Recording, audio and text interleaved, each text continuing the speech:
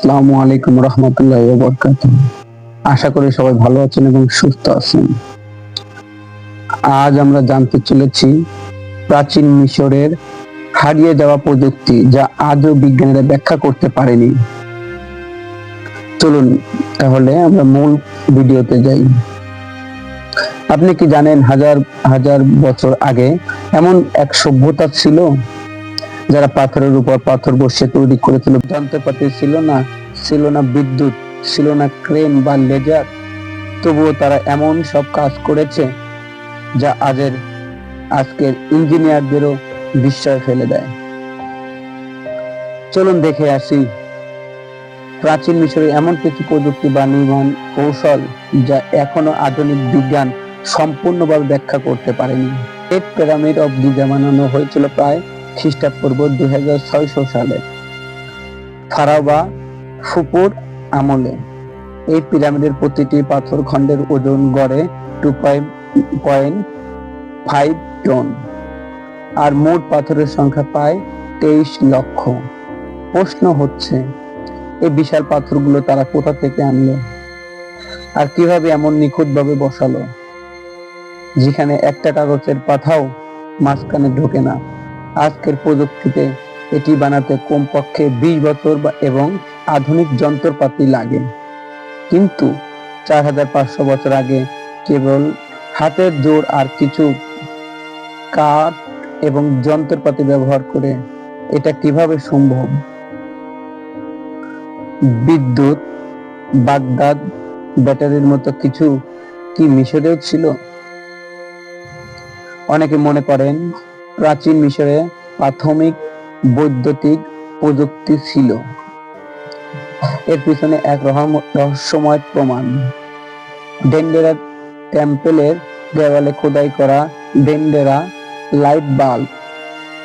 এই চিত্রে দেখা যায় এক ধরনের টিউব লাইটের মতো আকৃতি, যার ভিতরে সাপের মতো কিছু দেখা যাচ্ছে। অনেকে মনে করেন এটি ফিলামেন্ট, যদিও একটি খ্রিস্টপূর্ব 300 শতাব্দীতে খোদাই করা হয়েছিল। বিজ্ঞানীরা এখনো নিশ্চিত না এটি কি আদৌ আলোর প্রযুক্তি ছিল নাকি প্রতীকী ধর্মীয় ব্যাখ্যা। পাথর কাটার যন্ত্র কি দিয়ে এত নিখুঁত কাটতো তারা? মিশরে এমন বহু পাথরের বাটি, জার বা স্তম্ভ পাওয়া গেছে যেগুলো কাটিং এত নিখুঁত যা আধুনিক সিএনসি মেশিন দিয়েও করা কঠিন। বিশেষজ্ঞরা বলেছেন এ ধরনের কাটিং সম্ভব শুধুমাত্র হিরে বা লেজার দিয়ে। পূর্ব 2900 থেকে 2500 সাল পর্যন্ত বিভিন্ন গ্রানাইট পাথরের নিখুঁত গর্ত খোঁড়া হয়েছে, যার গঠন দেখে গবেষকরা আজও বিস্মিত। তাহলে তারা কি ব্যবহার করেছিল? কোনো অজানা প্রযুক্তি? দিক যেমন ঠিক উত্তর, দক্ষিণ, পূর্ব, পশ্চিমে মুখ করে আছে। শুধু তাই নয়, পিরামিডের উচ্চতা ও পরিধির অনুপাত এমন ভাবে তৈরি যা পাই এবং স্বর্ণ অনুপাত এর কাছাকাছি।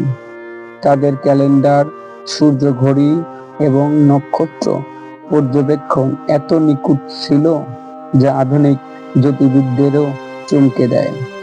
কিভাবে তারা এত নিখুঁত পরিমাপ করত? কোনো স্যাটেলাইট ছাড়াই। হাস্যকর, মিশরীয় শুধু নির্মাণেই নয়, চিকিৎসা বিজ্ঞানেও ছিল অগ্রগামী।